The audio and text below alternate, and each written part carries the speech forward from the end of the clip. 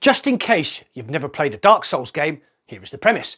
Drop it into a fantasy-inspired environment, use magic and bladed weapons to fight various undead beings. Knights, necromancers, archers, get punished for small mistakes and die. A lot. Some people find these games tedious and frustrating. Others claim the Dark Souls games by From Software are amongst the greatest video games ever produced. The latest game, Elden Ring, has been hailed as one of the greatest of the Souls games. IGN called it a masterpiece, and it garnered many 10 out of 10 reviews across the board. Me, I was never that bothered until the developer of Grimlord Studios reached out to me to try his Dark Souls-like game, Grimlord, in VR. Hours have passed, one controller has been smashed, and I've been equally frustrated and exhilarated at the same time. How is that, you ask? Well, let's get straight into it then, and remember, we're born to respawn.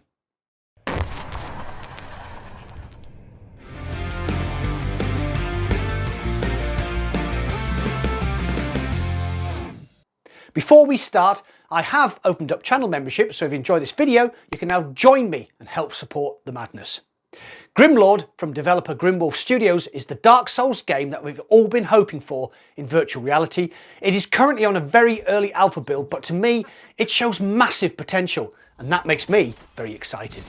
Set in a beautiful fantasy world, you must progress from the abandoned watchtower through the town until you eventually infiltrate the imposing castle which dominates the landscape and broods ominously over you as you fight for your life.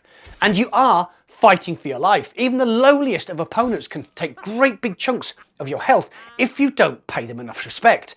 God forbid you underestimate one of the armoured archers late on in the level. They will punish you mercilessly and send you right back to the start to try all over again.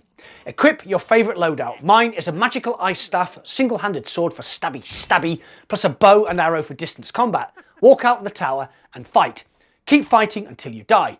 Assess what you did wrong, adjust your loadout, then dive straight back in, each time clawing your way just a little bit further than last time, defeating just one more enemy, desperate to reach that checkpoint which seems achingly close, but in reality is so far away. Frustration on being killed, elation at getting past the last enemy that beat you with the near desperate inventory management. Should I use my arrows to take out that archer or risk precious health trying to get close and personal with him so that you can have more arrows for later? Should I use the firebomb now or save it for those pesky armoured archers later on? Every enemy killed earns you gold. Every time you die, your gold is left in the spot you died, so you must fight back to that exact spot to reclaim your booty. Gold can be used to buy better swords, knives, axes, halberds, daggers, staffs, bows, quivers and shields. However, these items unlock slowly, are expensive and will massively change the way you play. Me, I'm hoping for some exploding arrows to take care of those bastard armoured archers. Bastards. Off. Oh, you... Oh no! I hate these bastards. Fuck. The game is not perfect, however, it is a very early alpha build and there are bugs and glitches. The main problems are: 1. Holstering weapons is overly fiddly and I kept dropping items, usually under pressure, resulting in death. 2. Climbing has been included but is very hit and miss and needs a lot of work. 3.